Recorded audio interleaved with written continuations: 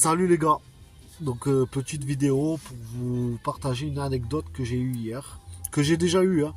Rassurez-vous, rien de grave.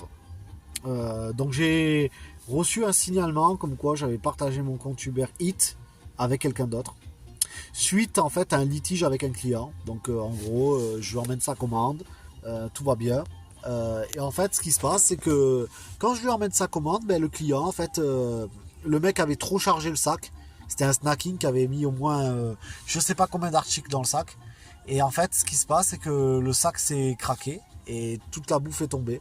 Enfin bon, c'était emballé dans des trucs. Donc la cliente a pu récupérer la bouffe et m'a donné le code de la livraison et voilà. Et je pars et je continue à faire mes livraisons tranquillou, tranquillou. Et je savais qu'il allait avoir un truc. Parce que je l'ai déjà eu ce signalement plusieurs fois.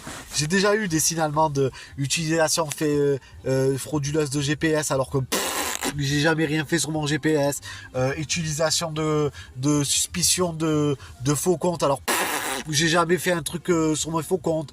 Enfin bref, que des délires comme ça. En fait, je pense, moi, à mon avis, que je sais pas si c'est le client qui se plaint et Uber qui envoie ça pour foutre la pression à nous, alors qu'ils en fait ils ont aucune tu vois, c'est juste pour te foutre la pression, dire attention, genre t'es méchant, tu vois. Je pense que c'est ça, ou alors que c'est le client qui réclame.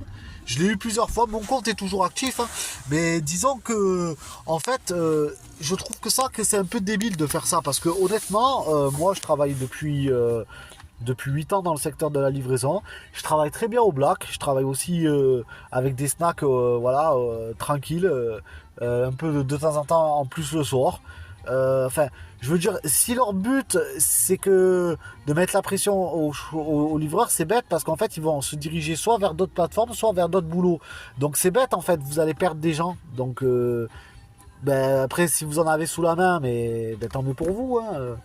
Je sais pas en fait. Mais en tous les cas, tout ce que je sais, c'est que les signalements resettent au bout d'un certain moment. Parce que j'en avais reçu un, c'était l'été dernier, me semble, ou cet été, je sais plus. Depuis, j'en ai plus reçu, et j'en ai reçu un il n'y a pas longtemps, là maintenant. Donc je pense qu'il y a un délai de 1 an ou de 6 mois, où je crois qu'au bout de 2-3 signalements, ton compte il saute. Donc le conseil, c'est que si vous recevez un signalement comme ça, cherchez un autre boulot et gardez votre compte actif de temps en temps jusqu'à ce que ça reset.